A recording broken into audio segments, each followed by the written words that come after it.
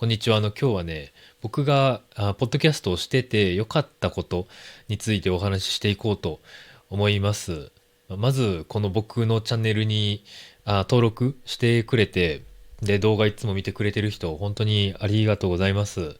このチャンネル始めて、いろんなトピックについて今まで話してきたんですけど、自分があんまり興味がないトピックでも、僕のチャンネルに新しい動画が出たらとりあえず見てくれるっていう人も結構いるんですよ。でそれが本当にありがたくて、でこれからもトピックに興味がなくても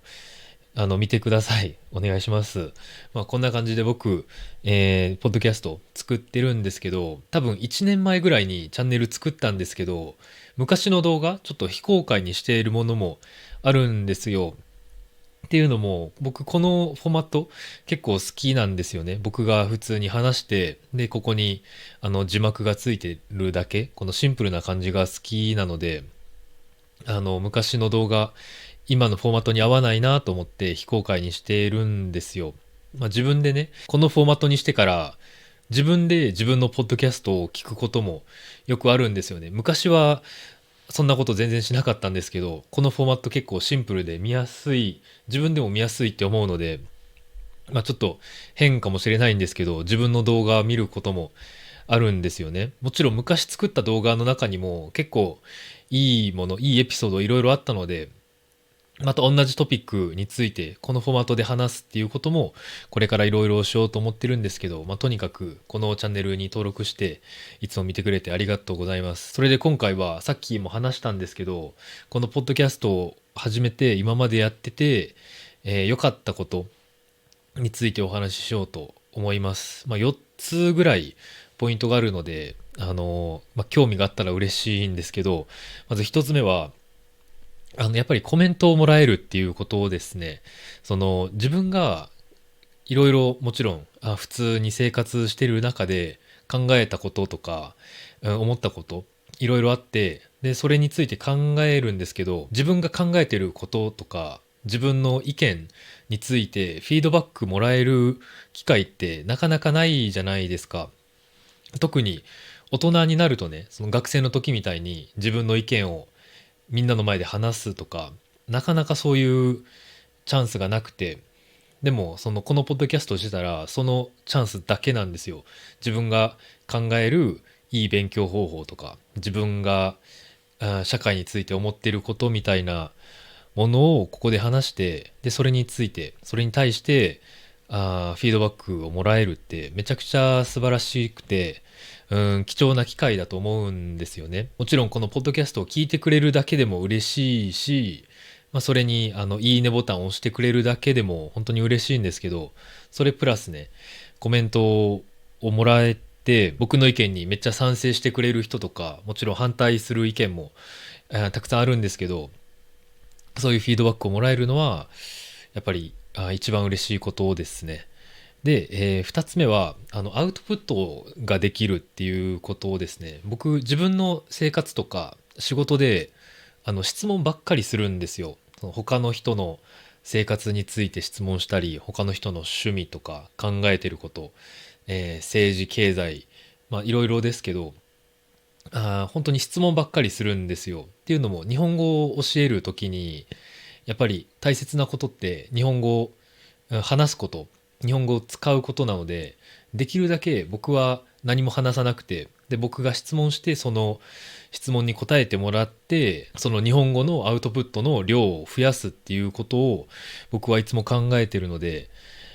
僕は自分の意見とかあんまり言わないんですよね。日本語を教えてる時に。そうすると、他の人の、生活とか、他の人の考えについて、たくさん質問するので、あの、インプットがね、めちゃくちゃ増えるんですよ。インプットがめっちゃ溜まっちゃうんですよね。で、この溜まったインプットを僕がこのポッドキャストをするときにアウトプットするので、なのでこの溜まったインプットを自分の意見と比べて、で、自分の新しい意見を作ったり、そういうインプットを整理した後で話すっっていうこのアウトプットできるっていうのはメリットですね。ポッドキャストすることのメリットだと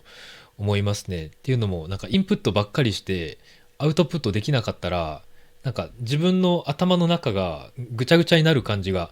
あるんですよ。いろんな人の意見が頭の中にありすぎて結局自分の意見はどれだったかなみたいなことがよくあるんですけど、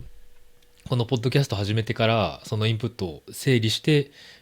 自分の意見を話せるので、これは本当に良かったですね。で次3つ目が話すのが上手になったと思うんですよね。さっきもちょっと話したんですけど、僕その仕事の時だけじゃなくて普通に自分の生活でもめちゃくちゃ質問が多いんですよ。もう僕質問だけするタイプだったんですよね。それで友達とか話す時でも家族と話す時でも自分について自分の考えとかあんまり言わなくて、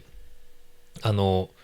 質問がベースの会話だったんですよ。僕が質問して家族が答えるみたいな、そのパターンが多かったんですけど、でも質問できてその他の人の意見を聞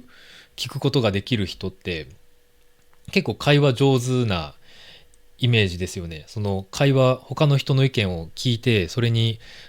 リアクションするのが上手な人はやっぱり会話が上手なイメージがあると思うんですけど、確かにちょっと会話は上手だったと思うんですけど、話すのがね本当に下手だったんですよ。何か一つのトピックについて話してて、で僕がいろいろ友達に質問しますよね。で友達が流星はどう思うのって僕に質問した時に、僕あんまり上手に答えられなかったんですよね。僕の意見、もちろんその時も僕の意見はあったんですけど、そのインプットが多すぎて、あの人はこんなこと言ってたなっていうのをいろいろ考えてると、自分の意見を引き出すスピードがちょっと遅くなるような感じですね。なのであんまり上手に答えられなかったんですけど、今はそのインプットを整理して、で、その友達の質問に対して、話した方がいいことと話さない方がいいことを頭の中ですぐに決められて、でそれを自分の意見として友達に話すとか家族に話すことができるので、前より話すのが上手になったんじゃないかなと思いますね。それからこれ最後のポイントなんですけど、4つ目は自分の声が好きになったっていうことですね。っていうのも自分が今こうやって話して頭の中で聞こえる声と、これをレコーディングし終わった後にイヤホンとかスマホのスピーカーから聞こえる音って全然違いますよね。なんか自分の声じゃないって、そのレコーディングの後の声は自分の声じゃないっていうような感じがするじゃないですか。でその理由で昔は自分の声あんまり好きじゃなかったんですよ。その友達と一緒に動画を撮って、でその撮った動画を後で見て、で自分の声聞いてもなんか自分の声気持ち悪いなみたいなことを思ってたんですけど、最近はねこうやってポッドキャストで話してる時にたまにコメントで流星の声好きですみたいなコメントももらえるので、そういう意味でもやっぱりポジティブなコメントもらえるのは嬉しいし、今このフォーマットが好きで自分でもよく自分の動画を見るんですけど、今はそのレコーディングした後の声を聞くのに慣れて、で前より自分の声が好きになったんじゃないかなと思いますね。これも本当に自分に自信が持てるっていう意味で、ポッドキャストしてて本当に良かったことですね。今ポッドキャストしてて良かったことについて4つぐらいポイントを話したんですけど、多分僕と同じような感じの人って結構多いんじゃないかなと思うんですよね。やっぱり SNS がありますから、その YouTube いっぱい見る人とか、Twitter とか Instagram いっぱい見る人だったら、他の人の意見たくさん聞くけど、結局自分の意見がどこにあるかわからないみたいな、そういう悩みがある人も結構いると思うんですよ。なのでそういう人はね、